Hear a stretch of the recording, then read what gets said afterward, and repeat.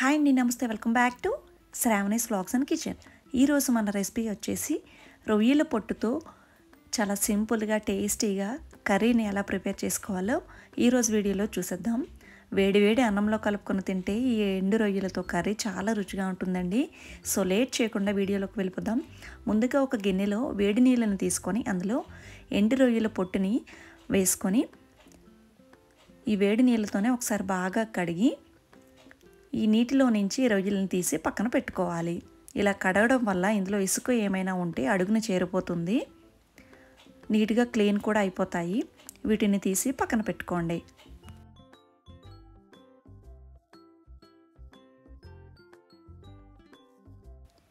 తర్వాత స్టవ్ మీద కడాయి పెట్టుకొని 2 టేబుల్ స్పూన్ల వరకు ఆయిల్ వేసుకుని ఆయిల్ కొద్దిగా వేడైన తర్వాత 1 టీ స్పూన్ జీలకర్ర, 2 ఎండుమిర్చి వేసి ఇవి కొద్దిగా వేగిన తర్వాత 2 మీడియం సైజ్ ఉల్లిపాయల్ని వీలైనంత చిన్న ముక్కలుగా కట్ చేసుకొని వేసుకోవాలి. ఉల్లిపాయ ముక్కలన్నీ కూడా మెత్తగా మగ్గేంత వరకు ఫ్రై చేసుకోవాలి.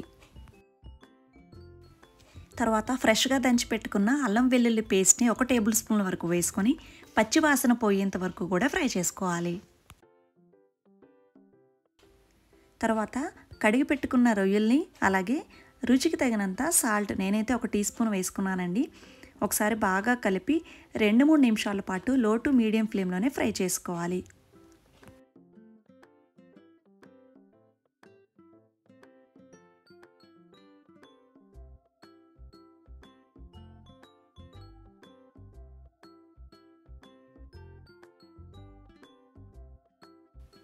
రొయ్యలన్నీ కూడా చక్కగా వేగిపోయిన తర్వాత 2 మీడియం సైజ్ టమాటాలను తీసుకొని చిన్న ముక్కలుగా కట్ చేసుకొని వేసుకోవాలి. అలాగే ఇందులో కొద్దిగా కరివేపాకు కూడా వేసుకొని ఒకసారి బాగా కలిపి ఈ టమాటా ముక్కలన్నీ కూడా మెత్తగా మగ్గేంత వరకు కూడా ఫ్రై చేసుకోవాలి.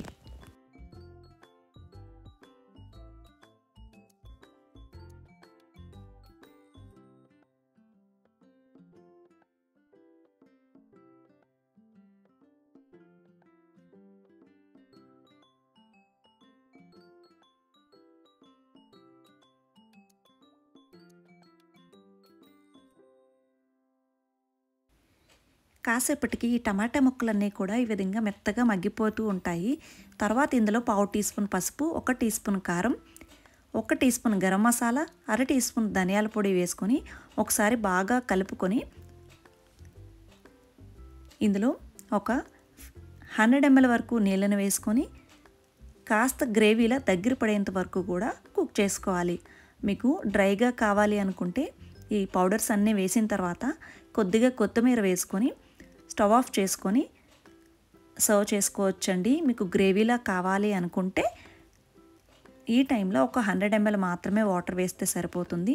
కాస్త దగ్గర పడేంత వరకు కూడా కుక్ చేసుకుంటే మీకు గ్రేవీ అనేది వస్తుంది. వేడి అన్నంలో కలుపుకొని తినడానికి చాలా రుచిగా ఉంటుంది. చూడండి, నీళ్ళు వేసి కాసేపు కుక్ చేసుకుంటే ఈ విధంగా కాస్త దగ్గర పడుతుంది.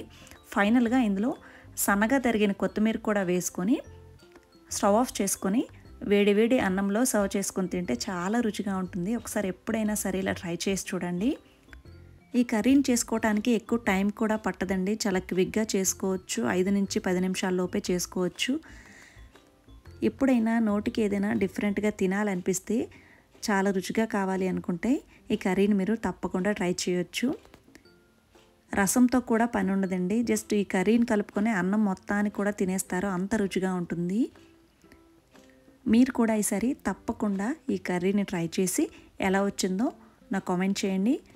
అలాగే మన ఛానల్ని ఫస్ట్ టైం చూసే వాళ్ళైతే వెంటనే సబ్స్క్రైబ్ అనే బటన్ క్లిక్ చేసి పక్కనే ఉన్న బెల్ ఐకాన్ కూడా హిట్ చేసి నోటిఫికేషన్స్ని హాల్లో పెట్టుకోండి. అలాగే ఈ వీడియో కనుక మీకు నచ్చితే ఖచ్చితంగా మీ ఫ్రెండ్స్ అండ్ రిలేటివ్తో షేర్ చేసుకొని ఇలాంటి మరెన్నో టేస్టీ రెసిపీస్ కోసం మన ఛానల్ని సబ్స్క్రైబ్ చేసుకోండి. Thanks for watching.